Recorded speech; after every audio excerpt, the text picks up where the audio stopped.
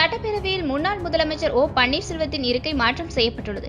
கடந்த 2022ஆம் ஆண்டு ஜூலை மாதம் 11ஆம் தேதி எடப்பாடி பழனிசாமி தலைமையில் நடந்த அதிமுக பொதுக்குழு கூட்டத்தில் சிறப்பு தீர்மானம் நிறைவேற்றப்பட்டு ஓ பன்னீர்செல்வம் மற்றும் அவரது ஆதரவாளர்களை கட்சியிலிருந்து நீக்கம் செய்யப்பட்டனர்.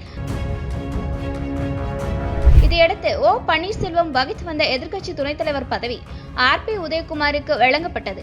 மேலும் சட்டப்பேரவையில் எதிர்க்கட்சி துணைத் தலைவருக்கான இருக்கையை RP உதயகுமாருக்கு ஒதுக்க வேண்டும் என்றும், எதிர்க்கட்சி துணைத் தலைவருக்கான இருக்கை எதிர்க்கட்சி தலைவரின் இருக்கைக்கு அருகிலேயே வேண்டும் என்றும் சபாநாயகர் அப்பாவுக்கு அதிமுக சார்பில் கடிதம் எழுதப்பட்டது. அதிமுகவின் இந்த கோரிக்கை மீது சபாநாயகர் அப்பாவு எந்த முடிவும் எடுக்காமல் இருந்து வந்தார். இந்நிலையில் எதிர்க்கட்சி துணைத் தலைவருக்கான இருக்கை எதிர்க்கட்சி தலைவரின் இருக்கைக்கு அருகிலே வேண்டும் என்றும், இதுதான் மரபு என்றும் நேற்று முன்தினம் சட்டப்பேரவையில் தெரிவித்தார். எதிர்க்கட்சி தலைவரின் கோரிக்கை மறுபரிசீலனை செய்து உரிய நடவடிக்கை எடுக்கும்படி சபாநாயகர் அப்பாவுக்கு முதலமைச்சர் ஸ்டாலின் கோரிக்கை விடுத்தார். இந்நிலையில் எதிர்க்கட்சி துணைத் தலைவர் இருக்கையை RP உதயகுமாருக்கு ஒதுக்கி சபாநாயகர் உத்தரவிட்டுள்ளார். சட்டப்பேரவையில் அதிமுக பொதுச் செயலாளர் EPS அருகில் அமர்ந்திருந்த ஓ பன்னீர்செல்வத்தின் இருக்கை மாற்றம் செய்யப்பட்டுள்ளது. அதாவது எதிர்க்கட்சிகளின் 2வது வரிசையில் OPSக்கு இருக்கை ஒதுக்கீடு செய்யப்பட்டுள்ளது.